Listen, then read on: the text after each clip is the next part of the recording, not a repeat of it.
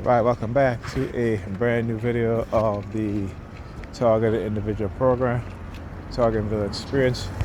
Yeah, the sirens in the background. So let's start the recording, turn on the sirens.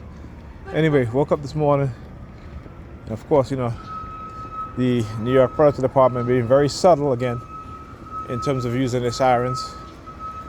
And it's a pattern that they have carried out for, like I said, over 2 decades now.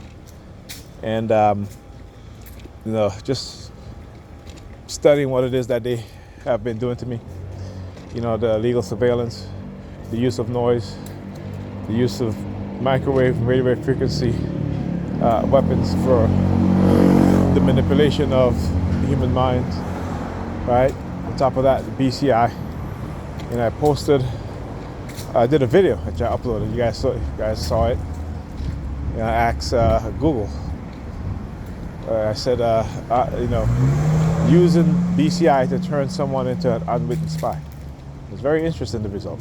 All right. So usually when I post stuff like that, particularly when it talks about the ethical implication and the criminal implication and the accountability implication of it, the plausible deniability, the lies, the cover-up of these things, they start to engage in a very subtle form of targeting.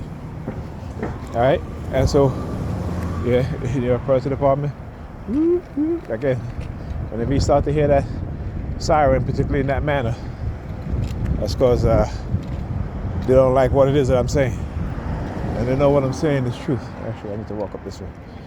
I was going to cross the street, but let me walk up this way. All right, so they understand what it is that they're doing as criminal, but because they're in a position of authority, they believe that they can do it and they can get away with it.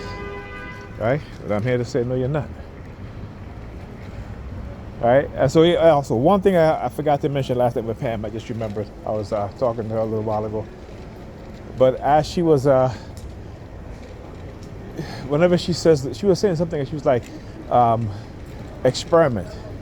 And as soon as she says the word experiment, she opens up her hand, right, to show me the palm of her hand. Now, they do that, and they manipulate her into doing that because they don't want me talking about what it is that they're doing, right?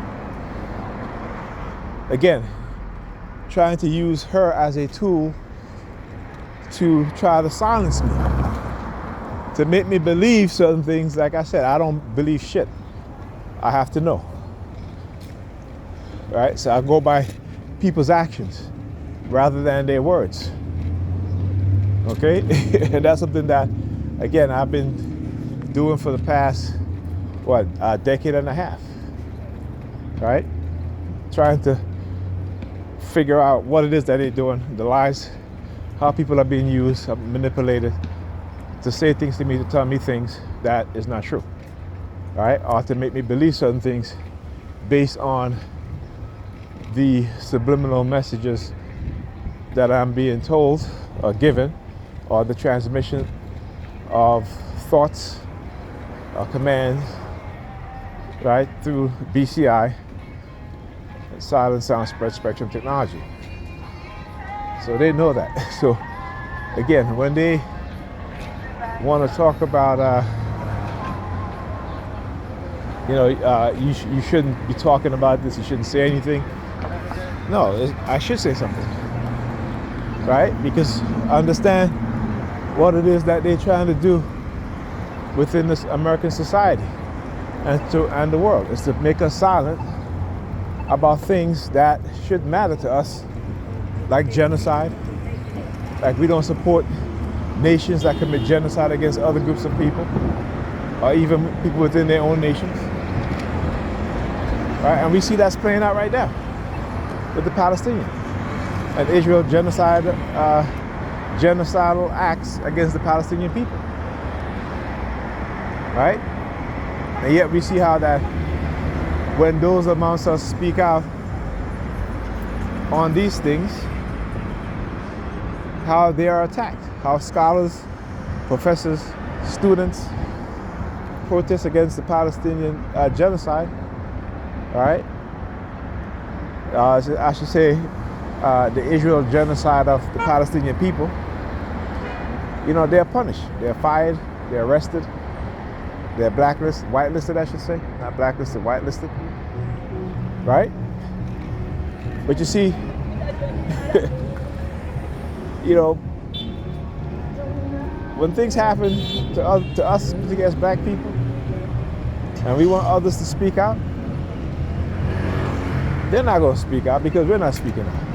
And I understand, you know, the reason why a lot of black people don't speak out, because they're tired of speaking out for other people, right? Or they're tired of being used as a proxy by other groups of people, including white people, who will march and say Black Lives Matter, but then will go to the voting booth and vote against the interests of black people, even their own interests.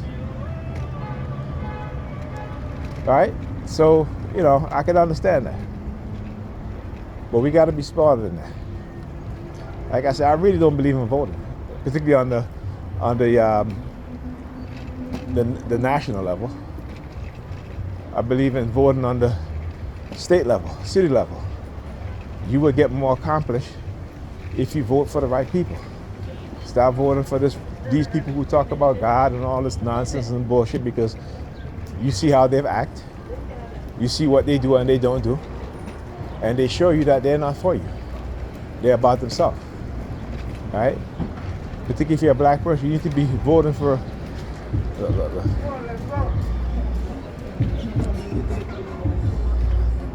All right? Especially as black people, you should be voting for people who want to put your interests first.